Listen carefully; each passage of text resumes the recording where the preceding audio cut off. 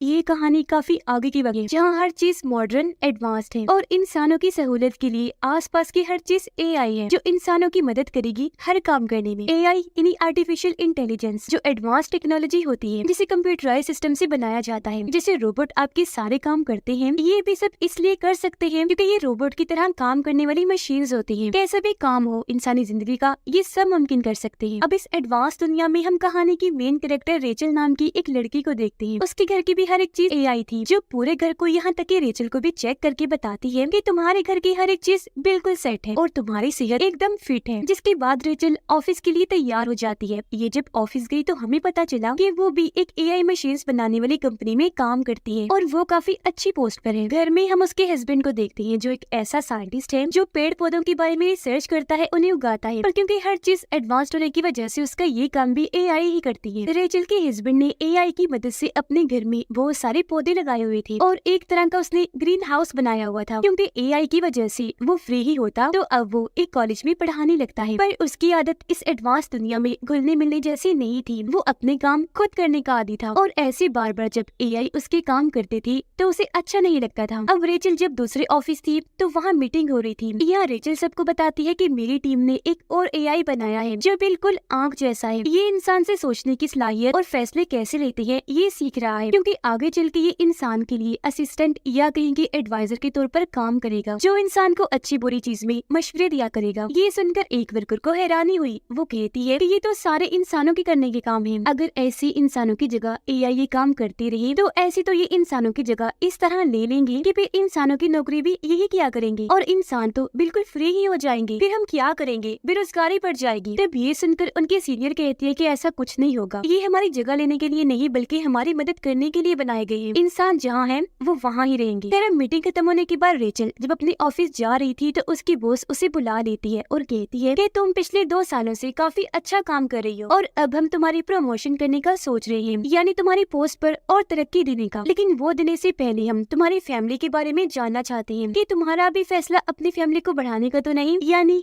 बच्चा पैदा करने का। जो सुनकर रेचल को काफी हैरत हुई कि मेरी प्रमोशन का भला बच्चे पैदा होने से क्या ताल्लुक। पर वो ये कहकर मना कर देती है कि नहीं, अभी इस बारे में हमने सोचा नहीं। जिस पर उसकी बॉस कहती है कि मैंने ऐसा इसलिए पूछा क्योंकि हमारी कंपनी को तुम्हारी वजह से काफी फायदा हो रहा है। तुम काफी अच्छा काम कर रही हो, तो मैं नहीं चाहती कि जब तुम बच्चा पैदा करने का सोचो तो तुम्हें छुट्टियां लेनी पड़ जाएं। काम पर तुम्हारा रेगुलर होना जरूरी है, पर अगर तुम बच्चा पैदा करना चाहती हो तो हमारे पास इसका दूसरा हल है। जो कहकर वो उसे आर्टिफिशियल वूम सेंटर का नंबर देती है, जहाँ पर मसनूई तरीके से बच्चे पैदा किए जाते हैं। इन्हें जैसे माँ के पेट में 9 महीने तक बच्चा पलता रहता है, उसी तरह आर्टिफिशियल वूम में बच्चा पलता है और ये बिल्कुल माँ और बच्चे पैदा होने की प्रोसेस जैसा ही होता है। अब जब रेचल उस सेंटर में गई तो वो सब कुछ देखकर और जानकर काफी खुश हो जाती है, क्योंकि अब उसका भी दिल माँ बनने का कर रहा था। इसलिए वो यहाँ अपना नाम भी लिखवा देती है, क्योंकि जो आर्टिफिशियल वूम बनाई जाती है वो हर वक्त नहीं होती बल्कि फैमिलीज के कहने पर अरेंज करवाई जाती है। अब अगले ही दिन रेचल के पास सेंटर से कॉल आ जाती है और उसे बताया जाता है कि आपके लिए आर्टिफिशियल वूम का इंतजाम हो गया है। जो सुनकर वो काफी खुश हो गई थी, क्योंकि अब वो भी एक बच्चा हासिल कर लेगी। उधर रेचल का हस्बैंड जब कॉलेज में था तो वो बच्चों को एक पेड़ से फल तोड़कर देता है ताकि वो खा ले, पर कोई भी उसे नहीं खाता। इस वजह से क्योंकि वो नेचुरल कुदरती तौर पर पेड़ से उगा था, न कि एआई की वजह से। जिससे यहाँ हमें समझ लगी कि ये लोग एआई में इतना खो गए हैं कि नेचर कुदरत को जैसे भूल ही गए हैं। अब रेचल आर्टिफिशियल बच्चे पैदा करने की खबर अपनी दोस्त को भी देती है, जो सुनकर वो काफी खुश हो गई और पार्टी रखने का फैसला करती है। जिस पर रेचल कहती है मगर ये बात मैंने अभी तक अपने हस्बैंड को नहीं बताई, क्योंकि वो इस एडवांस दौर में भी नेचुरल तरीके से चीजों को हासिल करने पर यकीन करते हैं। इस तरह चीजें हासिल करना उन्हें पसंद नहीं है, क्योंकि उनका कुदरत पर बहुत यकीन है। अब इस सोच में वो पड़ी ही थी, लेकिन फिर अपने डॉक्टर के पास जाने का सोचती है, जो भी और कोई नहीं बल्कि एक एआई डॉक्टर था जो किसी बड़ी सी आंख जैसा लग रहा था। रेचल उसे कहती है कि मैं आर्टिफिशियल वूम से बच्चा कैसे पैदा करूं, क्योंकि मेरे हस्बैंड कुदरती तरीके से ये सब चाहते हैं, यानी मैं खुद माँ बनूं और बच्चा पैदा करूं। जिस पर एआई डॉक्टर कहता है कि तुम अपने हस्बैंड को समझाओ, क्योंकि इस दौर में नेचुरल जैसी कोई चीज नहीं रह गई। तुम्हें इस बात से फर्क नहीं पड़ना चाहिए कि बच्चा कैसे पैदा हो रहा है, बस इस बात की खुशी मनाओ कि तुम लोग माँ बाप बनने वाले हो। जिसके बाद अब रेचल सब कुछ अपने हस्बैंड को बताने का सोचती है। शाम को जब वो घर आई तो बात करने उसके पास गई, लेकिन देखती है कि अभी मेरा हस्बैंड काफी परेशान है। वो रेचल को भी अपनी परेशानी बताता है कि आज बच्चों ने पेड़ का फ्रूट नहीं खाया, पता नहीं कैसा दौर आ गया है, लोग नेचर से दूर ही हो गए हैं। अब ये सुनकर रेचल अपना मन बदल लेती है और फिलहाल उसे कुछ भी नहीं बताती। अगले दिन फिर वो वूम सेंटर गई, जहाँ पर और भी कई सारी औरतें आई हुई थी। तभी यहाँ वोम सेंटर की हेड लिंडा आई, जो सबको बताती है कि हमने ये सेंटर इसलिए खोला क्योंकि इस दौर में बच्चे बहुत ही कम पैदा हो रहे थे, पर ये तरीका निकाल कर हम औरतों की मदद करना चाहते हैं ताकि बच्चा पैदा होने में कोई मसला ना हो। जो कहने के बाद वो सबको एक पोर्ट कैप्सूल दिखाती है जो काफी बड़े अंडे जैसा लग रहा था, जिसके अंदर ही बच्चा रहेगा और 9 महीने तक ग्रो करेगा, यानी उसके अंदर ही फल फूल कर बड़ा होगा। और जब बच्चा पैदा होने का वक्त आता है तो ये पोर्ट कैप्सूल उसके माँ बाप को दे दिया जाता है, जिसके बाद वो ये भी कहती है कि आप बच्चे से कोई बात करके, कोई गाना सुनाकर उसे कनेक्ट करने, जुड़ने की भी कोशिश कर सकते हैं। इसके अलावा ये भी कि बच्चे को खाना कैसे खिलाते हैं, और क्योंकि ये बच्चे के माँ बाप हैं तो पोर्ट कैप्सूल ये घर ले जा सकते हैं। क्योंकि ये सब इन्हें बताने का मकसद ये था कि ये पूरा प्रोसेस असली जैसा ही है, तो घबराने की जरूरत नहीं है। अब लिंडा रेचल को कहती है कि अगर तुम ये प्रोसीजर शुरू करवाना चाहती हो तो पहले इसकी फीस भरनी होगी, जिस पर वो कहती है कि अभी इसके लिए मुझे टाइम चाहिए ताकि मैं अपने हस्बैंड से बात कर लूं। जिसके बाद वो पूरा ज़हन बना लेती है और आखिर घर आकर सारी बात अपने हस्बैंड को बता देती है कि मुझे आर्टिफिशियल वूम की मदद से बच्चा चाहिए, क्योंकि मुझे अपने करियर पर ध्यान देना है, तो नेचुरल तरीके से मैं बच्चा पैदा नहीं कर सकती। अब ये सुनकर उसके हस्बैंड को काफी बुरा लगा, क्योंकि एक तो वो इस तरीके के खिलाफ था और दूसरा कि रेचल ने अकेले ये फैसला ले लिया था। इस पर वो कहती है कि मेरी मजबूरी है, क्योंकि ये चीज मेरी प्रमोशन से जुड़ी हुई है। और अब इस बात को लेकर उनकी बहस होने लगी, लेकिन फिर रेचल अपना गुस्सा कंट्रोल करके उससे माफी मांगती है और ये भी कहती है कि हमें पहले मेरी एक दोस्त से मिल लेना चाहिए, क्योंकि उसने भी आर्टिफिशियल तरीके से ही बच्चा पैदा किया है। अगर उसके लिए सब ठीक रहा होगा तो हम भी ये कर लेंगे। जिसके लिए उसका हस्बैंड मान गया और अगले ही दिन ये रेचल की दोस्त के घर आ जाते हैं, जहाँ उसकी दोस्त का हस्बैंड उन्हें हंसी मजाक में ये समझाने लगता है कि तुम आर्टिफिशियल वूम में बच्चे को कैसे उठाकर अपने साथ कहीं भी ले जा सकते हो। जो देखकर रेचल के हस्बैंड को काफी अजीब लगा। फिर वो घर आकर रेचल से कहता है कि मैं ये फैसला इतनी जल्दबाजी प्रेशर में नहीं ले सकता, आखिर बच्चे का मामला है। जिस पर रेचल कहती है कि ऐसा करो, तुम मेरे एआई डॉक्टर से बात कर लो, वो भी तुम्हें ठीक ही बताएगा। अब उसके कहने पर रेचल का हस्बैंड एआई डॉक्टर से बात करता है, पर वहाँ भी उसकी बहस हो गई, इसीलिए बात बीच में ही छोड़कर वो वहाँ से बाहर निकल आता है। रात को खाने के वक्त भी ये एडवांस जिंदगी से इंसानों पर पड़ने वाली असरात के बारे में बात करते हैं कि एआई की वजह से इंसान खुद से कोई काम नहीं करते, ऐसे तो वो आलसी बन जाएंगे। पर रात को ही रेचल के हस्बैंड को एहसास हो गया और वो उसे कहता है कि मैं जानता हूँ तुम ये सब हमारी फैमिली के लिए ही कर रही हो, और अगर तुम्हारी खुशी आर्टिफिशियल तरीके से बच्चा पैदा करने में है तो मैं भी इसमें राजी हूँ। और अब वो भी आखिर इस फैसले के लिए राजी हो गया। फिर अगले ही दिन ये लिंडा से मिलने जाती है, जहाँ वो कहती है कि अगर आपको लड़का चाहिए तो उसके लिए हमें आपकी और ज्यादा मदद चाहिए, मतलब आप दोनों को अपने जिस्म की कोई चीज देनी होगी। जिस पर रेचल कहती है कि नहीं, जरूरी नहीं कि लड़का ही हो, अब बच्चा होगा या बच्ची ये चीज हम नेचर पर छोड़ देते हैं। जिसके बाद इनकी बच्ची का प्रोसेस शुरू हो गया, जो उन्हें स्क्रीन पर दिखाया जा रहा था। हर चीज ठीक थी, यानी कि 9 महीने के बाद इन्हें बच्चा मिल जाएगा, जो सोचकर ये काफी खुश हो जाते हैं। अब रेचल उस ऐप के जरिए बच्चे से कनेक्ट होने, जुड़ने की कोशिश करती है, जो उसे लिंडा ने बताई थी, जहाँ वो देखती है कि कुछ हफ्ते हो गए हैं पर बच्चे की ग्रोथ अभी इतनी नहीं हुई, जिस वजह से उसे परेशानी होने लगी। फिर रात को जब वो सो रही थी तो उसे एक सपना आया, जिसमें वो देखती है कि वो प्रेग्नेंट है और उसका बच्चा पैदा हुआ है, जो कोई बेबी नहीं था बल्कि एक अंडा था। अब उसे ये सपना काफी अजीब लगा, जिसके बारे में वो अपने एआई डॉक्टर को बताती है, जिस पर उसका कहना था कि तुम्हारे इस सपने का मतलब यही हो सकता है कि अब तुम सच में माँ बनने वाली हो। इसके अलावा सपनों का ताल्लुक हमारी असली जिंदगी से नहीं होता, तो तुम इस पर ध्यान न दो। अब 6 हफ्ते गुजर जाते हैं, जहाँ ये लोग वूम सेंटर में गए, देखते हैं कि इनके बच्चे की दिल की धड़कन चलना शुरू हो गई है, जिससे इन्हें बहुत खुशी हुई। फिर लिंडा इन्हें इजाजत दे देती है कि ये पोर्ट कैप्सूल को अपने घर ले जा सकते हैं ताकि बच्चे से घुल मिल सके। घर लाकर रेचल का हस्बैंड पहली बार स्क्रीन में अपने बच्चे को देखता है, जिसे आज यहाँ उसे एहसास हुआ कि हमारा बच्चा आने वाला है, और बाप बनने की उसे बहुत खुशी होने लगती है। वो बच्चे से कनेक्ट होने लगा, जैसे उसे कहानियाँ सुनाता है, अपने ग्रीन हाउस में लेकर जाता है, पर उसकी निस्बत रेचल इन सबसे कनेक्ट नहीं कर पा रही थी, क्योंकि उसे लग रहा था कि इस तरह बच्चा पैदा करके मैं ये एहसास खो दूंगी कि प्रेग्नेंट होने पर क्या होता है। वो जब पूल में नहाने गई तो एक प्रेग्नेंट औरत को देखती है, जो रेचल का हाथ अपने पेट पर रखती है और उसे एहसास करवाती है कि प्रेग्नेंट होकर औरत को कैसा महसूस होता है, जो देखकर रेचल को उसके लिए काफी अच्छा लगा, पर अब उसे अपने फैसले पर पछतावा हो रहा था। फिर ये दोनों वूम सेंटर गए अपने बच्चे के बारे में और ट्रेनिंग लेने के लिए, जहाँ ये देखते हैं कि वहाँ आज कुछ बड़े बच्चों को लाया गया है जो पढ़ाई कर रहे हैं, पर वो खुद से कुछ भी नहीं लिख रहे, बल्कि वो एआई रोबोट्स को कह रहे हैं कि ये लिखो, जिस पर वो रोबोट्स लिख रहे थे। अब ये देखकर अक्सर माँ बाप को काफी हैरानी हुई, और फिर तभी यहाँ खड़ा एक लड़का पूछता है कि मेरा भतीजा आर्टिफिशियल वूम से पैदा हुआ था, पर एक अजीब चीज, उसे आज तक एक भी सपना नहीं आया। इस पर लिंडा कहती है कि हाँ, वो हमारी तरफ से ही हुआ है, हमने खुद उन बच्चों की कुछ चीजों पर लिमिटेशंस लगाई हैं ताकि बच्चे वो काम ना करें, पर जल्द हम उन सब बच्चों के लिए हर चीज खोल देंगे। उधर पर रेचल हर वक्त परेशान रहने लगी थी, ये सोचकर कि कहीं मैंने कोई गलत फैसला तो नहीं ले लिया, जिस वजह से उसके काम पर भी असर पड़ रहा था। वो जिस तरह पहले अपने एआई की आयरन इन्वेंशंस इजाद कर रही थी, अब वो काम सुस्त हो गया था, जिस बात का उसे नुकसान भी हो सकता था, क्योंकि ये रिपोर्ट सीधा उसकी बॉस के पास जाती थी, जिससे उसे ये लग सकता था कि कोई इंसान टाइम पास कर रहा है या दिल से काम कर रहा है। अब रेचल का हस्बैंड अपने बच्चे को कॉलेज में भी लेकर जाता है, जहाँ उसे बहुत खुशी मिलती है। फिर उसका सीनियर आकर बताता है कि तुम्हारे ग्रीन हाउस की वजह से हमें बहुत पैसे देने पड़ते हैं, तो अब से तुम्हें ये काम बंद करना पड़ेगा। जो सुनकर उसे काफी गुस्सा आ जाता है। अब वो जब घर आया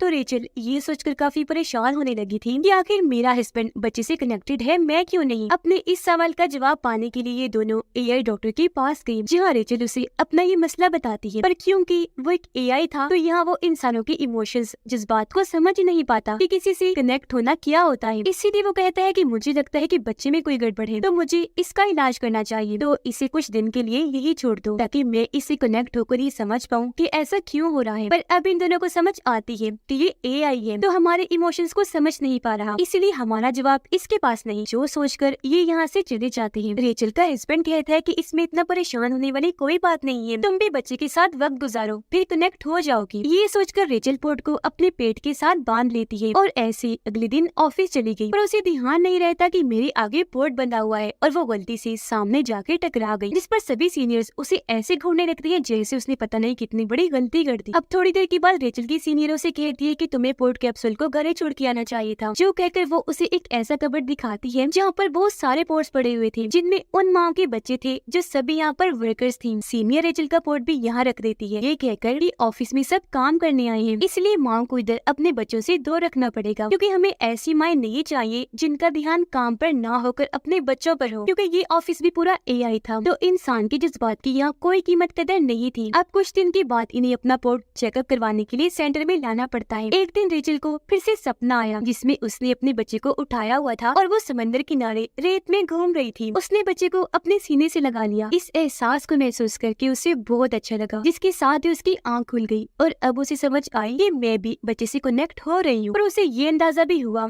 कि मुझे इसमें नेचर की भी मदद लेनी पड़ेगी, इसीलिए वो अपने घर में बने ग्रीन हाउस में जाती है और अपने हस्बैंड के लगाए पेड़ पौधों की खुशबू लेने लगती है। फिर एक गमला उठाकर घर के अंदर भी ले आई। उसके हस्बैंड ने जब उसे ये करते हुए देखा तो उसे भी काफी अच्छा लगा। अब जब रेचल ऑफिस जा रही थी तो उसकी बॉस एक बार फिर उसे पकड़ लेती है और पूछने लगी कि भाई क्या बात है, तुम्हारी तरफ से काम इतना सुस्त क्यों है? एआई इन्वेंट करने में तुम काफी पीछे हो, तुम्हारा बच्चा तो ठीक है, कहीं उसकी परेशानी तो नहीं? जो सुनकर रेचल को काफी अजीब लगा। वो समझ जाती है कि मैं चाहे जो मर्जी कर लूँ यहाँ, लेकिन मेरी बॉस कभी कुछ नहीं होगी, क्योंकि इन्हें इंसानों के रूप में ऐसे रोबोट चाहिए जो अपने इमोशंस को साइड पे रख के हर वक्त काम करते रहे। अब देखते ही देखते इनका बच्चा 8 महीने का हो जाता है। ये काफी खुश थी। उसके साथ और वक्त गुजारने के लिए ये पोर्ट को घर ले जाने के लिए कहते हैं, पर लिंडा इन्हें ये कहकर मना कर देती है कि सॉरी, ऐसा मुमकिन नहीं है, क्योंकि इस स्टेज के बाद हम बच्चे के दिमाग और जिस्म की ट्रेनिंग करते हैं। असल में हम यहाँ एक रिसर्च भी करते हैं, जिसके लिए बच्चों के दिमाग से डेटा लिया जाता है जो हमारे रिसर्च में काम आएगा। जो सुनकर रेचल काफी चौंक गई रहती है, मगर मैंने ऐसी किसी ट्रेनिंग के लिए हामी नहीं भरी थी, मेरी इजाजत के बगैर हमारे बच्चे के साथ आप ऐसा कैसे कर सकती है? इस पर लिंडा हंसते हुए कहती है कि ये सब आपकी कॉन्ट्रैक्ट समझौते में था, आपने उस पर साइन किए थे, जिस पर साफ लिखा था कि हम यहाँ पर रिसर्च भी करते हैं और अब आपको बच्चा ले जाने के लिए नहीं दिया जाएगा, क्योंकि हम बच्चे की डिलीवरी कुछ दिन पहले ही कर देते हैं, यानी बच्चा पैदा करके उसे पोर्ट से निकाल लिया जाएगा, क्योंकि हमारे पास यहाँ एक लंबी लिस्ट है जिन और औरतों ने अपने बच्चे पैदा करवानी है जिनके लिए हमें पोर्ट्स चाहिए, तो इसीलिए अब ना चाहते हुए भी उन्हें ये बात माननी पड़ी। और अब वक्त के साथ साथ रेचल को समझ आने लगती है कि ये सब कुछ ट्रैप जाल की तरह था, हमें फंसाने के लिए प्रमोशन के नाम पर आर्टिफिशियल तरीके से बच्चा पैदा करवाने का कहा गया, क्योंकि इस तरह वो लोग अपनी रिसर्च भी कर सकेंगे और हमारी कंपनी को गवर्नमेंट और बाकी बड़े इदारों से पैसे भी मिलेंगे। अब घर आकर दोनों ही काफी उदास थे, लेकिन उसका हस्बैंड रुकने वाला नहीं था। वो वापस सेंटर में आकर अपने बच्चे वाला पोर्ट चोरी छुपे उठा लेता है और सबकी नजरों से बचते हुए उसे घर ले आता है। और अब अपने बच्चे को वापस पाकर ये दोनों ही काफी खुश हो जाते हैं। पर इस रात रेचल को दोबारा सपना आया जिसमें उसका बच्चा पैदा हो गया है और अब वो एक मॉल में अपने बच्चे के लिए शॉपिंग कर रही है। अब नींद से उठने के बाद वो अपने हस्बैंड को कहती है कि मैं भी तुम्हारे साथ इत्तेफाक करती हूँ, मैं भी अपने बच्चे को इस दुनिया में बड़ा नहीं करना चाहती, बल्कि नेचुरल तरीके से